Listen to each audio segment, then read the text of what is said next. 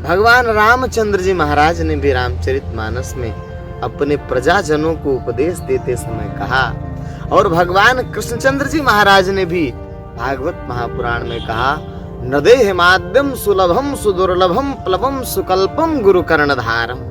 अर्थात यह जो मनुष्य का देह हमको आपको प्राप्त है, यह बहुत ही दुर्लभ है, आसानी से प्राप्त नहीं होता। भगवान रामचंद्र जी महाराज ने भी कहा, बड़े भाग्य मानुष तन पावा। बहुत ही भाग्य से यह मनुष्य का देह हमको आपको मिला है। सुर दुर्लभ, देवताओं के लिए भी यह मनुष्य शरीर को प्राप्त करना अत्यंत दुर्लभ। क्यों दुर्लभ है? दुर्लभ का अर्थ क्या होता है? दुर्लभ का सीधा सा अर्थ आप भी जानते होंगे। दुर्लभ का अर्थ जो आसानी से प्राप्त न हो। तो क्या ये मनुष्य शरीर आसानी से मिला? नहीं। 84 लाख बार जब ये जीव शरीर धारण करता है और मृत्यु को प्राप्त होता है, अर्थात जन्मने और मरने के बाद पुनरपि जननम पुनरपि मरणम पुनरपि जननी जठरे शयनम, बार बार जन्मते मरते जन्मते मरते जन्मते मरते, जन्मत मरत दुसह दुख होई, असहनीय कष्टों को झेलता हुआ 83,99,999 योनि भोगने के पश्चात यह मनुष्य देह प्राप्त होता है। इसलिए क्या कहा गया? दुर्लभ शब्द कहा। भगवान कृष्ण भी कहा, सुलभम सुदुर्लभम, अर्थात मनुष्य देह प्राप्त करना अत्यंत दुर्लभ है। अब ऐसे दुर्लभ शरीर को प्राप्त करके करना क्या चाहिए? क्योंकि वस्तु को प्राप्त कर लेना बड़ी बात नहीं है, वस्तु को प्राप्त करके उसका प्रयोग किस प्रकार हमको करना है, यह बड़ी बात है। तो अगली पंक्ति कहती है, साधन धाम मोक्ष कर द्वारा, पाई न जेहि परलोक समा।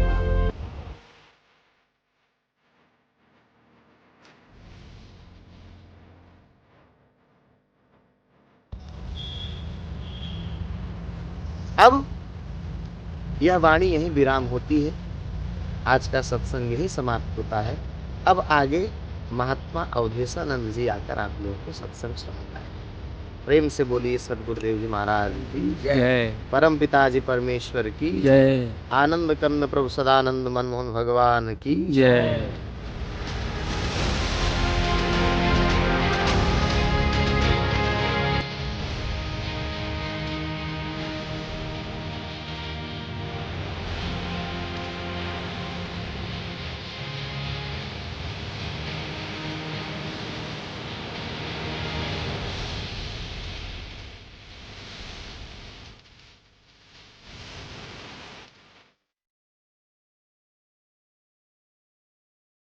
ए भाई सुनो।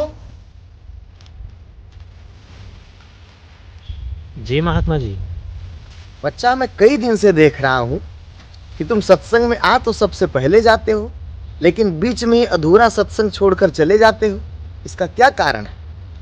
ऐसा है महात्मा जी, मैं काफ़ी दूर से आता हूँ और मुझे घर पहुँचने में काफ़ी समय लग जाता है। अगर मैं समय पर घर ना पहुँचूँ तो मेरी माता, पिताजी और पत्नी सभी लोग बहुत चिंता करने लगते हैं। वे मुझसे बहुत प्रेम करते हैं। अच्छा, तो ये बात है। बच्चा, सुर नर मुनि सब कई यह रीति, स्वार्थ पाए करें सब प्रीति। इस संसार में कोई सच्चा प्रेम नहीं करता है। जो आपको दिखाई दे रहा है वह वास्तव में मात्र एक प्रेम का दिखावा है, सच्चा प्रेम नहीं। ए तु रहित जग जुग उपकारी, तुम तुम्हार सेवक असुरारी। इस संसार में यदि निस्वार्थ प्रेम कोई करता है तो दो ही लोग, एक भगवान और दूसरा भगवान का अनन्य भक्त सेवक। बाबा, आप अभी मेरे माता पिता परिवार को नहीं जानते, इसीलिए ऐसा कह रहे हैं। सच में वह मुझसे बहुत प्रेम करते और मैं भी उनसे बहुत प्रेम करता हूँ और उनके विषय में सोचना मेरा कर्तव्य है। बच्चा, तुम अभी अपने अस्तित्व को ही नहीं जानते हो तो कर्तव्य को कैसे जान गए? देखो बच्चा, दो मार्ग हैं, एक परमार्थ का और एक स्वार्थ का। परमार्थ का मार्ग वह है जो उद्धार परक है, कल्याण परक है, जो जीव को आत्मा और परमात्मा की ओर ले जाता है। यह परमार्थ का मार्ग है। और दूसरा स्वार्थ का, जो घर परिवार संसार की ओर होकर ममता मोह आसक्ति में फंसा करके पतन और विनाश को ले जाने वाला है। तो महात्मा जी, आप कहना चाहते हैं मेरे जन्मदाता माता पिता परिवार के प्रति कोई जिम्मेदारी नहीं है?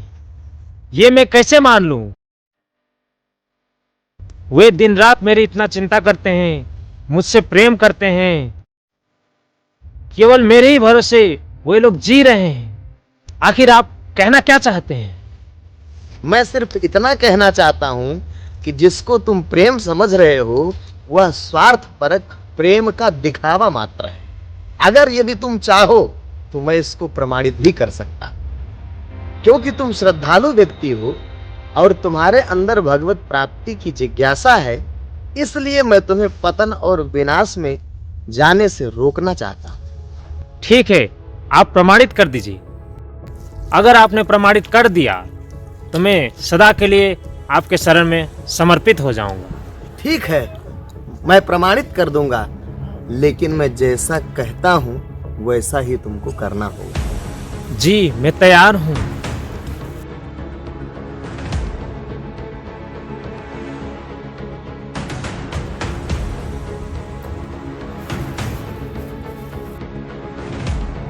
यह शीशी अपने पास रखना और रात को सोने से पहले इसको पूरा खा लेना। इसके प्रभाव से तुम्हारा शरीर ठंडा पड़ जाएगा। देखने में तो लगेगा कि तुम मर चुके हो, लेकिन तुम्हें सब कुछ सुनाई देगा, तुम सब कुछ समझ रहे होगे। लेकिन जब तक मैं ना कहूं तब तक उठना भी नहीं है और बोलना भी नहीं है, आंख खोलना भी नहीं। ठीक है महात्मा जी, जैसे आपकी इच्छा। ठीक है, अब तुम जा सकते हो। मैं कल प्रातः ही तुम्हारे घर आ जाऊंगा।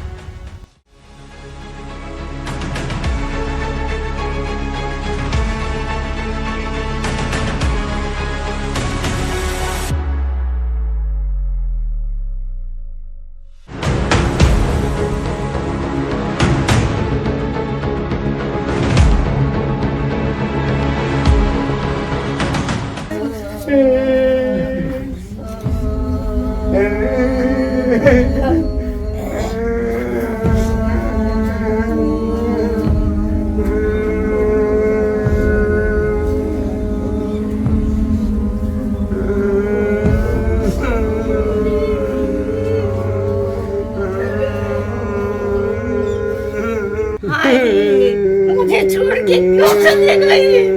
इससे तो अच्छा भगवान मुझको उठा लेती। हे भगवान, ये कैसा न्याय हो रहा है? मुझ अभागे वृद्ध को छोड़कर मेरे जवान बेटे को ले गया।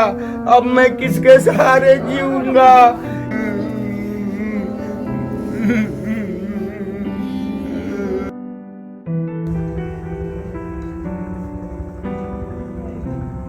क्या हुआ भाई? अरे नौजवान लड़का था, अच्छा खासा रात में खाया पिया सोया, सुबह देखे लोग तो मरा मिला। नौजवान लड़का था।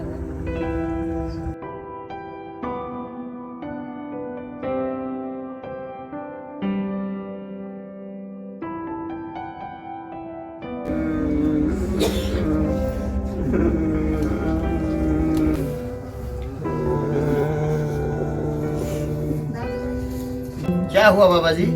देखिए ना बाबा, मेरे लड़के को क्या हुआ, मुझे छोड़ के चला गया।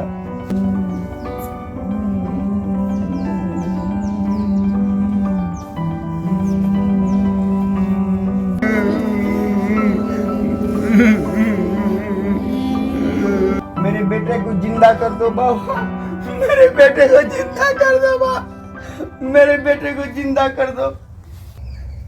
ठीक है, ये जिंदा हो सकता है। कैसे बाबा, कोई उपाय बताइए। एक गिलास जल लाइए।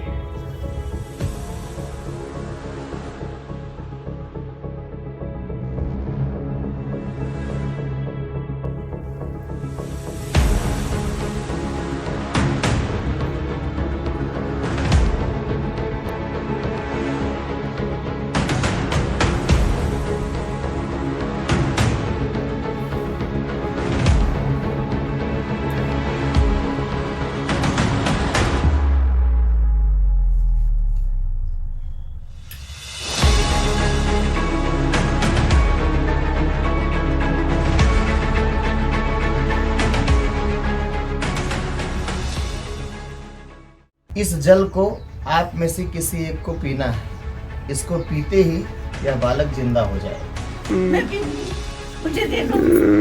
परंतु जो इसको पिएगा वो मर जाएगा। नहीं, कैसे पीऊंगी? मैं मर जाऊंगी। पीजिए माता जी, पीजिए। आप तो कह रही थी पीने के लिए। नहीं नहीं, मैं नहीं पी सकती। पीजिए। अब क्या हुआ? मैं मर गई तो मेरे पति की अब की देखभाल कौन करेगा? ठीक है, तो अब आप पी जाइए, आपका तो बेटा भी है। नहीं नहीं, मैं नहीं पी सकता। मैं मर गया तो मेरे पत्नी का देखभाल कौन करेगा? मैं ही तो एक सहारा हूँ, मैं नहीं पी सकता। लीजिए, तो फिर आप पीजिए, आपके तो पति देव हैं। मैं कैसे पी सकती हूँ? अभी तो मेरी उम्र ही क्या है, अभी तो हमने दुनिया देखी ही कहाँ है। तो क्या हुआ? आप तो पत्नी हैं, या आपके पति हैं। आप अपने पति के लिए इतना भी नहीं कर सकती हैं? नहीं नहीं बाबा, मैं नहीं पी सकती, अभी तो हमको दुनिया देखना है। बाबा आप ही पी लीजिए ना, आपके आगे पीछे रोने वाला कोई नहीं है। आप फकीर आदमी हैं, आप ही पी लीजिए ना। आप तो जन कल्याण के लिए ही विचरण कर रहे हैं। वृक्ष ने कभू फल बकै, नदी न सिंचै नीर, परमार्थ के कारणे साधु धरा शरीर। ठीक है, आप लोग नहीं पियेंगे तो हम तो पियेंगे ही। हम तो इसके कल्याण के लिए ही यहाँ पर आए हैं।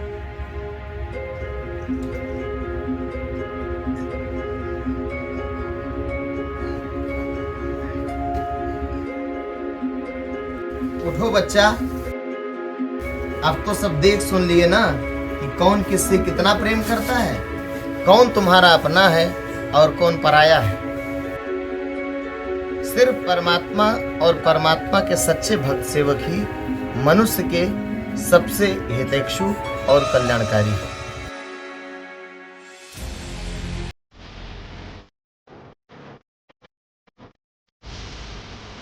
अब तुम्हारा क्या निर्णय है? इसी स्वार्थ भरे जीवन, ममता मोह आसक्ति के दलदल में रहना चाहते हो, या हमारे साथ मोक्ष के मार्ग पर चलना चाहते हो, जो कि मानव जीवन का चरम और परम लक्ष्य है? जैसा तुम उचित समझो।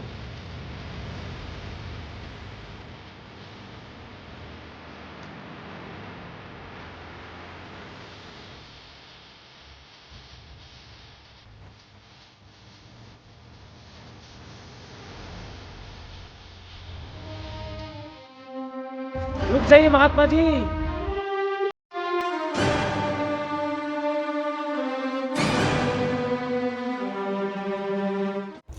मैंने सब देख सुन लिया, जान समझ लिया कि कौन अपना है और कौन पराया। आज से मैं भी आपके साथ रहकर भगवान का भक्ति सेवा करूंगा। तुमने बहुत अच्छा निर्णय लिया है, क्योंकि यह धर्म का मार्ग जिस पर चलकर तुम महापुरुषत्व और सत्पुरुषत्व को प्राप्त करके हमेशा हमेशा के लिए अपने नाम और रूप को इस दुनिया में कायम कर सकते हो, और साथ ही मोक्ष परम पद को प्राप्त कर सकते हो। तुम समाज में एक बहुत बड़ा उदाहरण आगे चल करके बनो, जिससे समाज कुछ सीखेगा। चलो।